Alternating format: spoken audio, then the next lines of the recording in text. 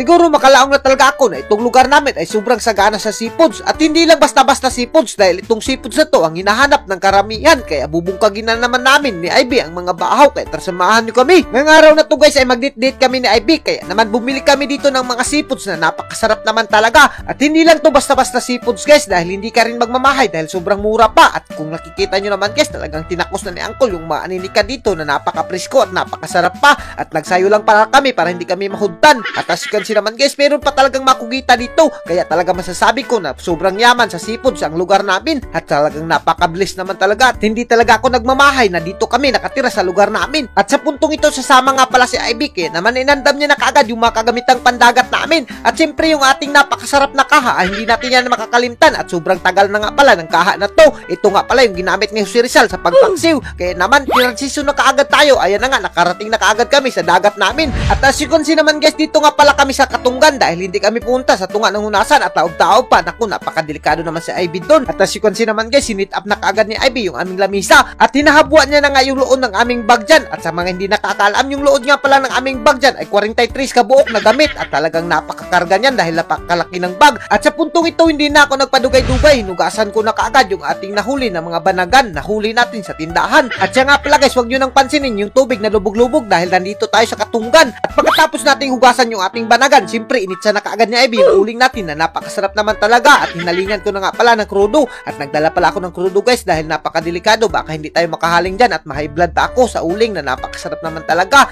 At ayan ang kung nakikita nyo guys, sumiga na nga at pagsiga dito ay talagang umabot sa Kuya Wawing. Napakaswerte naman talaga namin ni Ivy dahil meron siyang kasag kaya naman binili na lang namin yung kasag niya na napakarami at tumatakas pa. At sa puntong ito guys, tinakang ko na kaagad yung kaha at hiniwa na kaagad ni Ivy yung labas para mas mapadali kami dito at hindi kami mapasmo. At sa puntong ito guys, pagkatapos na uminit na yung kaha, talagang binutang ko na yung uwil at pati yung mga lamas ilulunod na rin natin at hindi na tayo magpadugay-dugay dyan. Naku, napakadelikado kasi dumadagom dito sa amin guys. At ayan na nga, initsa na nga yung luwag dyan at talagang transition ko pa. At ganyan lang yung pagluto ng banagan at pati yung kasa guys, isasago lang natin. At kung nakikita nyo naman guys, napakasarap nito. Ang gagawin natin ay garlic buttered chicken. At alam nyo ba guys, medyo dugay-dugay na talaga kaming ni Ivy na hindi nakapag-banding na ganito at hindi nakapagluto-luto dito sa dagat kaya naman tinistingan na kaagad namin. At sa puntong ito, nilunod ko na kaagad yung kasag at talagang kumukumbabit pa yung mga kasag at tumatakas pa pero wala na silang kawala dyan dahil ipupuntrip na namin sila at kawawa naman yung mga kasag na talagang niluto namin pero naku, ganyan naman talaga ang buhay ng kasag, kailangan nating lutuin. At as you can see naman guys, tinuyuhon ko lang dyan ng konti para mas maging malasa at maging parat-parat yung ating niluto. At sa puntong ito, pilara istorya natin guys at naluto na nga at puwa-puwa na nga yung mga banagan at pati yung mga kasag natin kaya naman hindi na nagpadugay-dugay si Ivy dahil hindi na siya makahuwat, hinukad niya na yung aming kalibre na baon rin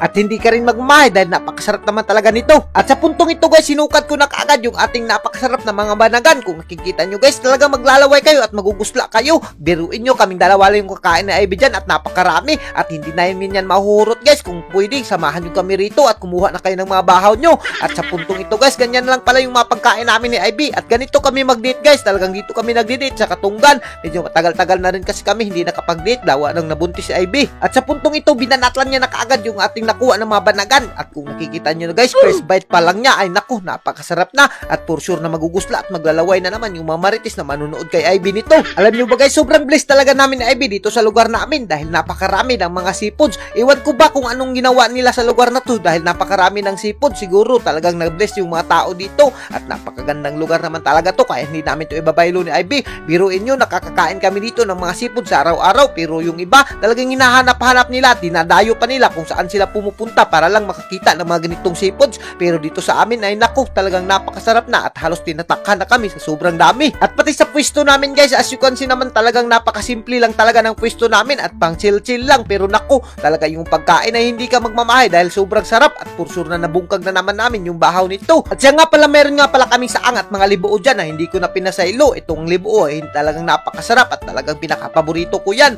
At pati si Ivy kumain na nga rin siya ng saang na pinakapaborito niya rin. At pati yung aso sa sobrang sarap, napakain na rin at nag-atong-atong lang sa amin. Kaya binahugan na kaagad namin to. At ayan na nga, talagang bumurot na nga yung tiyan ni Ivy dyan dahil sobrang busog na siya. Pero naku, hindi pa rin siya sumusurinder. Iwan ko ba kung ganito lang ba talaga kumain yung mga buntis, sobrang tagal at sobrang lakas. Pero alam nyo ba guys, kahit hindi ka buntis, basta ganito yung mga pagkain nyo, ay naku, hindi ka talaga magmamahay at hindi mo talaga to matatawaran yung sarap nito at talagang hindi ka makakahuna-huna sa pag-undang kung ganito yung mga pagkain nyo. Kahit gaano pa kakabusog, ay talagang hindi mo to malulubayan yung mga ganito kasarap na mga pagkain. At siya nga pala guys, bago matapos ang video na to, shoutout nga pala sa solid followers natin dyan sa Davao City na talagang since day one hindi tayo nilubayan. Mabuhay kayo dyan lahat mga idol hanggat gusto nyo. At hanggang dito na lang kami, at kung gigalan ka sa mga video namin, ay wag mo nang kalimutan i-like and i-share dahil may pahalipay kami ni Ivy kapag nakita namin na nag-share ka. Thank you and God bless you all. Mabuhay kayong lahat dyan mga idol hanggat gusto nyo.